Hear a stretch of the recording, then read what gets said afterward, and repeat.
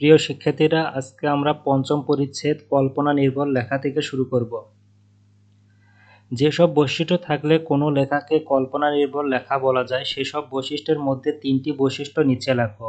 আমি এখানে তিনটি বৈশিষ্ট্য নীল কালার দিয়ে লিখে রেখেছি, তোমরা অবশ্যই তোমাদের বইয়েতে লিখে নিবে। 1. কল্পকাহিনী শুনতে বা পড়তে ভালো লাগে। 2. কল্পকাহিনীতে অনেক কাল্পনিক চরিত্র থাকে যেগুলো বাস্তবে দেখা যায় না। 3.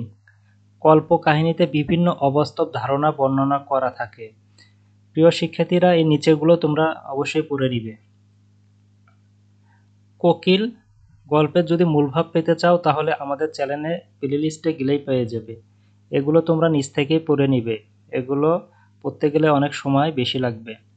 অবশ্যই এই গল্পের মূলভাব আমাদের চ্যানেলে পেয়ে যাবে। আমরা বরঞ্চ সমাধান থেকে শুরু করি। দেখো, আমরা এখান থেকে শুরু করি। 3.5.2 পড়ে কি বুঝলাম? তাহলে দেখো, এখানে কোকিল রচনার ভিত্তিতে নিচে কয়েকটি প্রশ্ন দেওয়া আছে। তোমরা একজন সহপাঠীর সাথে এগুলো নিয়ে আলোচনা করো এবং সংক্ষেপে উত্তর দাও। ক. আসল কোকিল আর কলের কোকিলের মধ্যে মিল অমিল উল্লেখ করো। এটার উত্তর দেখে নাও। আসল কোকিল আর কলের কোকিলের মধ্যে প্রচুর মিল অমিল রয়েছে। আসল কোকিল তার মনের ইচ্ছা মতো সুর তুলে গান করতে পারে, কিন্তু কলের কোকিল সেই এক সুর এক রকম গান বারবার করে, কিন্তু কলের কোকিলকে যতবার গান করানোই হয় না কেন সে ক্লান্ত হয় না, কিন্তু আসল কোকিল ক্লান্ত হয়ে যায়। খ নম্বর প্রশ্নটা দেখে নাও। প্রধান অমাত্যকে কেমন মানুষ বলে মনে হয়? এর উত্তর হবে, প্রধান অমাত্যকে আমার খুব গম্ভীর মানুষ বলে মনে হয়, কারণ প্রধান অমাত্য তার নিচু পদস্থ কর্মচারী কেউ তাকে প্রশ্ন করলে সে শুধু পি বলে উত্তর দিত, যার কোনো মানে হয় না।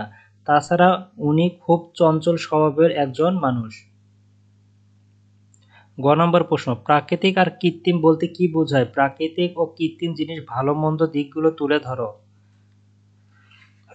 প্রাকৃতিক ও কৃত্রিম বলতে বোঝায় প্রাকৃতিক জিনিস নিজে নিজে তৈরি হয়, এটিকে কেউ নিজের ইচ্ছা মতো তৈরি করতে পারে না। প্রাকৃতিক জিনিসের নিজস্ব বৈশিষ্ট্য থাকে, কিন্তু কৃত্রিম জিনিস হলো মানুষের তৈরি, এটি নিজস্ব কোনো বৈশিষ্ট্য নেই, মানুষ যেভাবে বানাবে ঠিক সেভাবে চলতে হবে। কৃত্রিম জিনিসকে ইচ্ছা মতো চালানো যায়, কিন্তু প্রাকৃতিক জিনিসকে যায় না। এবার চলো আমরা 3.5.3 লেখা নিয়ে মতামত। এখানে কোকিল রচনায় যা আছে আর এই পাশে লেখা আছে আমার জিজ্ঞাসা ও মতামত। এখানে একটি করে দেওয়া আছে আর দুইটি আমি নীল এবং লাল কালার দিয়ে লিখে রেখেছি। তাহলে দেখো 2 নাম্বারটা, সান্ধ্যভোজের পর আমার সমস্ত সভাসদ হাতির নিচে পড়ে মরবে। এটার আমার জিজ্ঞাসা ও মতামত হবে রাজা খুবই রাগী স্বভাবের বোঝানো হয়েছে। 3. সমস্ত দল এই রসিকতায় হেসে উঠল। আমার জিজ্ঞাসা ও মতামত হচ্ছে সবাই খুব আনন্দ পেল। এবার দেখো 3.5.4 এটি কেন কল্পনা নির্ভর লেখা? কোকিল শিরোনাম রচনায় কেন কল্পনা নির্ভর লেখা বলা যায়? চারপাশে যে জগৎ আমরা দেখতে পাই তাকে বলে বাস্তব জগৎ। তথ্যমূলক বা বিশ্লেষণমূলক রচনায় বাস্তব জগতের প্রতিফলন থাকে, কিন্তু কল্পনা নির্ভর রচনায় থাকে কাল্পনিক অবাস্তব ঘটনা কিংবা চরিত্র। কোকিল গল্পটিতে অবাস্তব কিছু ব্যাপার আছে, তাই এটি কল্পনা নির্ভর রচনা। কল্পনা নির্ভর রচনায় লেখা চারপাশের যে জগৎ আমরা দেখতে পাই তাকে বলে বাস্তব জগৎ। তথ্যমূলক বা বিশ্লেষণমূলক রচনায় বাস্তব জগতের প্রতিফলন থাকে, কিন্তু কল্পনা নির্ভর রচনায় থাকে কাল্পনিক অবাস্তব ঘটনা কিংবা চরিত্র। কোকিল গল্পতে অবাস্তব কিছু ব্যাপার আছে, তাই এটিকে কল্পনা নির্ভর রচনা।